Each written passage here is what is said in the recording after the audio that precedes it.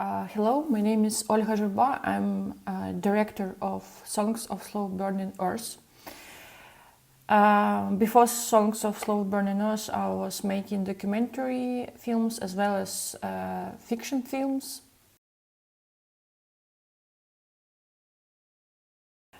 I was trying to decide what to film and how a particular scene or episode could show through cinema language the condition of society, the changes. So yes, it was a rebus, but yes, so my answer is that I was trying to translate the reality into the cinema language very consciously. So maybe that's why it feels very scripted.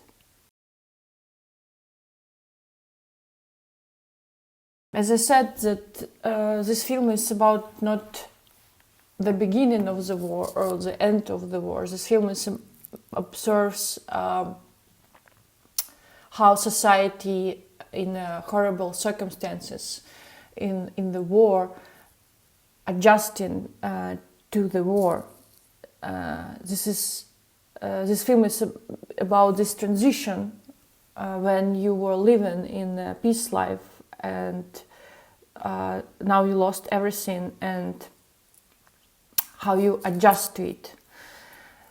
So for me it was obvious that if even in the beginning of filming, if even the war will still going on, I need to capture my focus was on this transition of society, like mental transition or psychology transition, trauma transition. So I knew that more or less where is the end, and in the way of filming and in the way of dramaturgy of the film. So when I got like final scenes from schools, I understood that this is the end of the filming, and I'm, as filmmaker, as author, I'm ready to finish the film.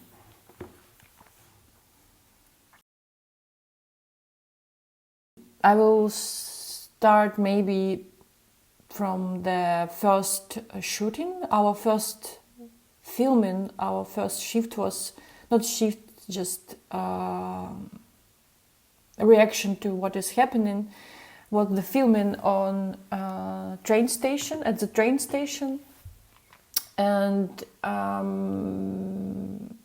it was a collective, I could say a collective portrait of society at that day on a physical level and also on emotional level, and it was a starting point of how I saw the film. I understood that I want to make this collective portrait of our society, but sometimes through personal stories. So yes, it was my goal, but also a sense of urgency at the same time. Because I think that this war united people in a bad way with collective, very horrible experience. Like you could, the same person were going through as many other millions, thousands people. So I felt that it should be a collective portrait.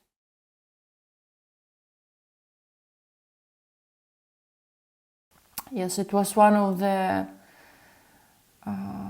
toughest shootings, filmings. Um,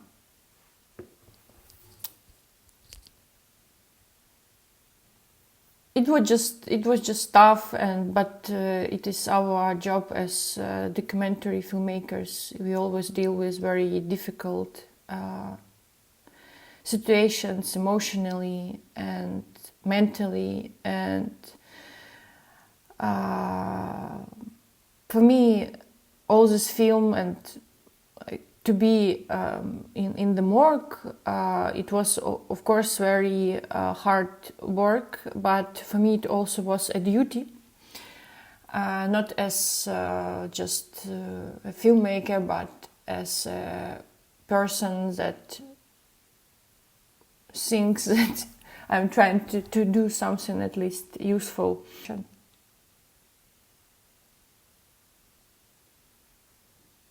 But yes, it's very hard to film. It's very hard to film in a way of to be in the moment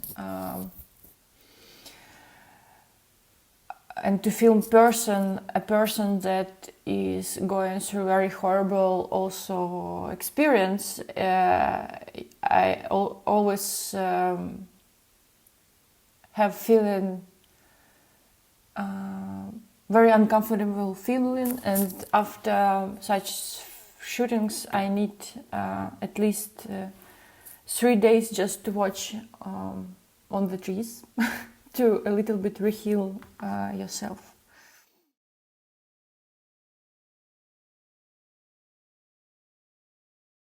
Yes, I was surprised, but also I was very inspired, and still now I see and find the hope in the young generations, young people. I think they are amazing, and they are very active, they are very conscious, they are very wise. And yes, I was surprised, but at first I was very inspired and still trying to find this inspiration in everyday life, in talking and just watching something about young people in Ukraine.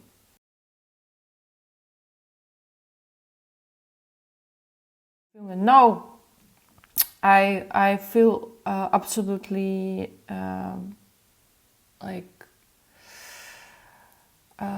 that I did what I could at my 100%, and I don't want to change or to add something to the film. It's an image of the time and space of that period of first 2 years of the war, of this transition, and adapting to the something that human beings shouldn't adapt at any circumstances and any time, and to adapt. So I think that I don't want to add something to the film. I did what I could, and I hope I was very sensitive to the space and time, and managed to capture this history of that moment. Yes, the last question about audience in Geneva. I really appreciate that you found